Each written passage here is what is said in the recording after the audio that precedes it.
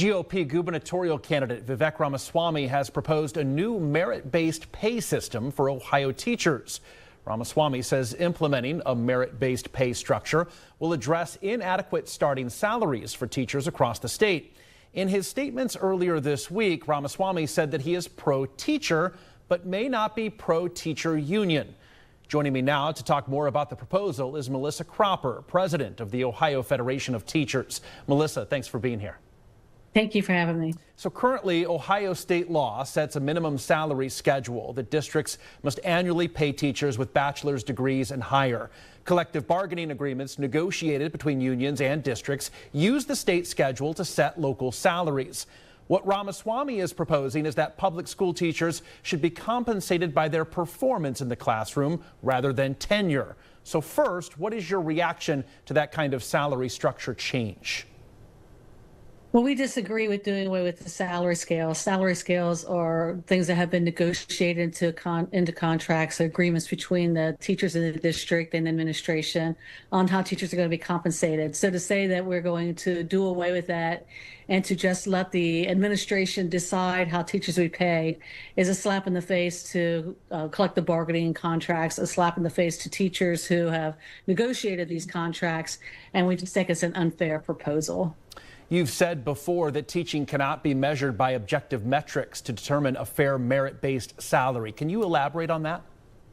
Sure. I mean, there's not a uniform measure across the system on how to measure the performance of a teacher in the classroom.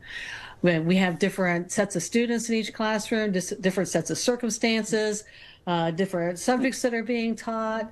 There's just too many variables that go into it. So it's not like you have a bunch of widgets that, gadgets, and you get so many of those gadgets completed, you get paid this. We're talking about dealing with individuals and with human beings. And when you're dealing with human beings, dealing with students, dealing with their life circumstances, very, very difficult to come up with an objective set of measures on determining how well a teacher has performed. What are some of the immediate challenges and maybe even benefits you can see coming from a change that Ramaswamy is proposing? The one thing I agree with him on is that $40,000 is too low for a starting teacher salary. I think we can all agree on that. Where we disagree is how to address that. The legislature had an opportunity to pass a fair school funding formula this year that would have put more money into districts' hands and could have helped with teacher salaries.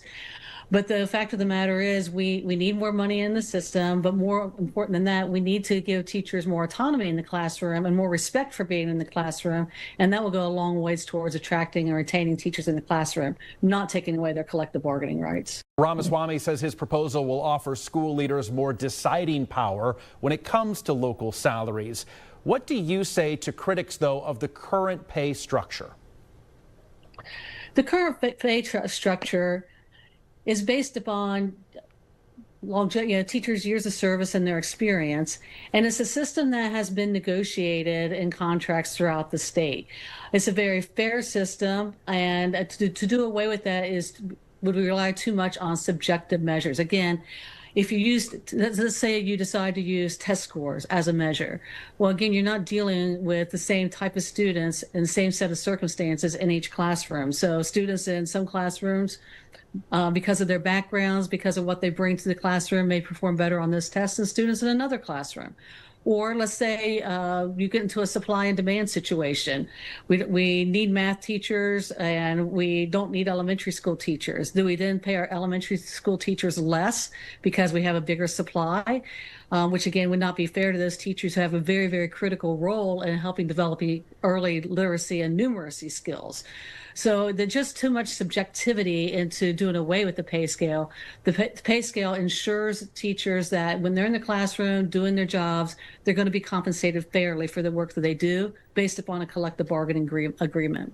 Well, we'll see how this continues to play out. Melissa Cropper, president of the Ohio Federation of Teachers, thanks for being here. Thank you.